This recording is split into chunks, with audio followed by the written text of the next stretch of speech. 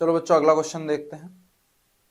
और इस क्वेश्चन में हमें बोला जा रहा है A and B alternatively throw a pair of device A if A wins sorry A wins if he throws a sum of 5 before B throws a sum of 8 and B wins if he throws a sum of 8 before A throws a sum of 5. Then the probability that A wins if A make the first throw is, तो हमें A के जीतने की probability निकालनी है अगर A सबसे पहले फेंक रहा है। तो क्या होगा भाई, A जीत जाए, या तो ये केस हो सकता है डायरेक्ट ही सबसे पहले पहली ही बार में थ्रो कर दे,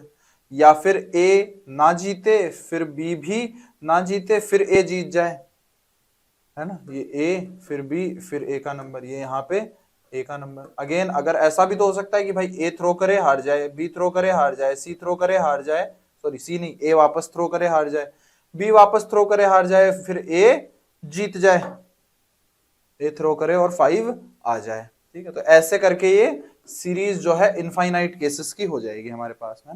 ये बहुत सारे इनफाइनाइट केसेस हो जाएंगे हमारे पास में। तो ये पी ही जो है वो हमारा आंसर होगा। अब ये जो लिखा हुआ है इसको फाइंड कैसे करना है कि चल क्या रहा है। तो ए कब जीतेगा, जब वो सम जो है पेयर ऑफ डाइस में सम जो है वो कितने का कर देगा, 5 का कर देगा। तो 5 सम कैसे कैसे आ सकता है, तो ऐसे ऐसे आ सकता है कि 5 जो है वो अपने पास में कैसे कैसे आ सकता है, 1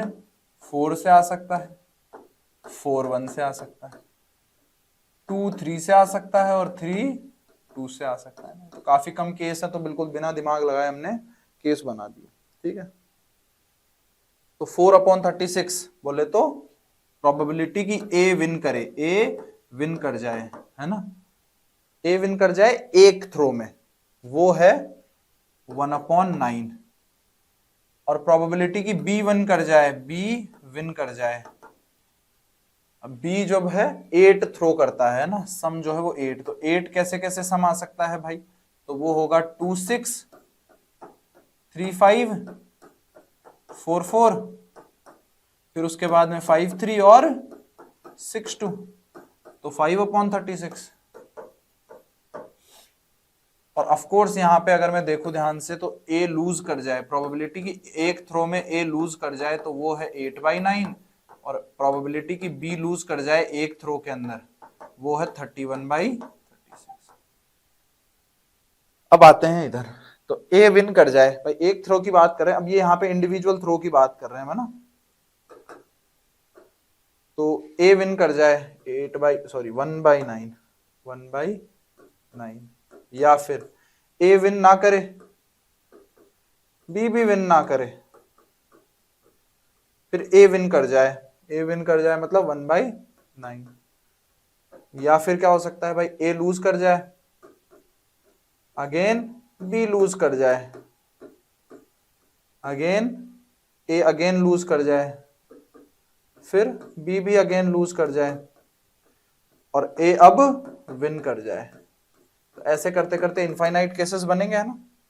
तो यहाँ पे ऑफ कोर्स ये इनफाइनाइट जीपी बन रही है। यहाँ पे अगर मैं 1/9 कॉमन ले लूं, या फिर तुम तो डायरेक्ट ऐसे सोचो कि फर्स्ट टर्म जो है वो 1/9 है, और कॉमन रेशियो जो है वो 8/9 इंटू 31/36 है, जिससे मैं बार बार मल्टीप्लाई करवाते जा रहा हूँ हर अगली टर्म को।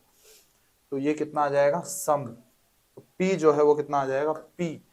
आ जाएगा A/1 माइनस R, R कितना है 8/9 इंटू 31/36, यहां से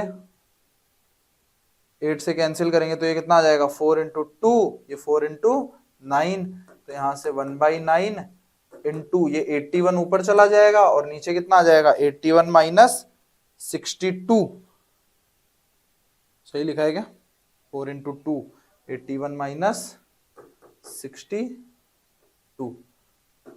तो ये हो जाएगा भैया अपने पास में 9, और नीचे कितना आ जाएगा, नीचे आ जाएगा 11 माइनस 2 विच इज 9, और 7 माइनस 6 1, तो 9/19 जो है वो हमारा करेक्ट आंसर होना चाहिए। तो बी ऑप्शन करेक्ट हो जाएगा। ठीक है।